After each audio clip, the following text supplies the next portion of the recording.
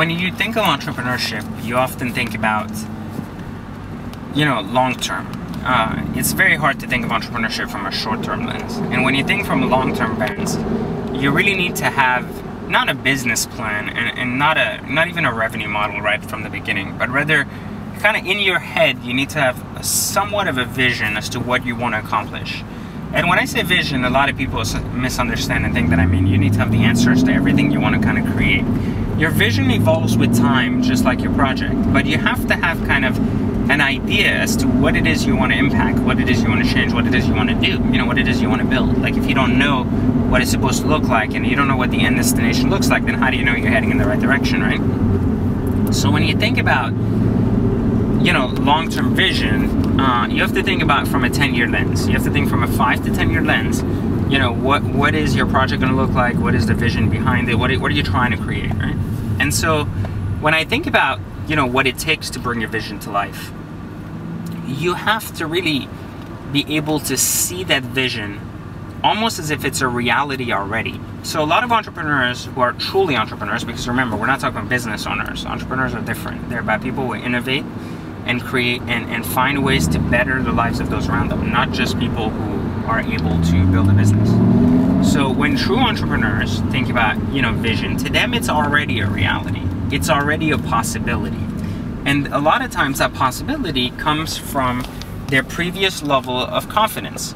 So the more confident someone is, the more structured and firm their vision becomes, because the more they believe, their belief system is ultimately impacted by their confidence.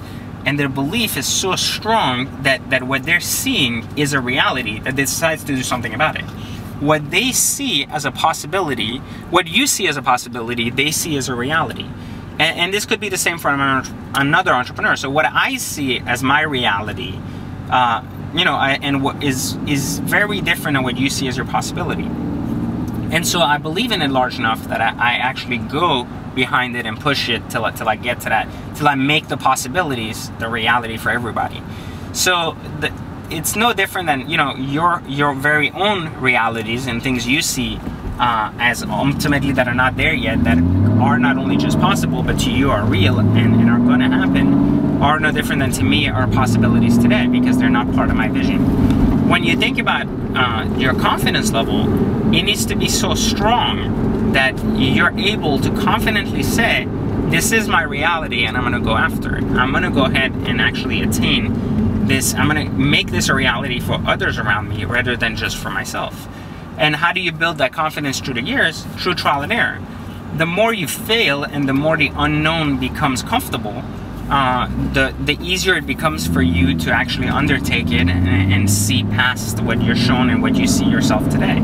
I think most of us fear the unknown. That's just one of the primary things all of us fear, is what we're not familiar with or what we don't know, which is why curiosity is key, because it enables us to move past our fears quickly. But if you think about the unknown, it's only unknown because you haven't ventured down that path. If you venture down that path a few times, then it's no longer the unknown. It becomes almost like a routine. When routine, you know, when something becomes routine, it becomes practice. And when something becomes practice over time, it allows you to get much more comfortable with it and grow confidence towards your ability to achieve it. It's no different than talking to the opposite sex. You know, the more you do it, the more comfortable you are, the less likely it is that when you actually want to ask someone, it's uncomfortable and it's a one-time thing, but it's more like a routine of conversation. And so that confidence is then seen by the opposite sex, and it's attractive because you seem to really know what you want and you're going for it, and so they respond very well to it.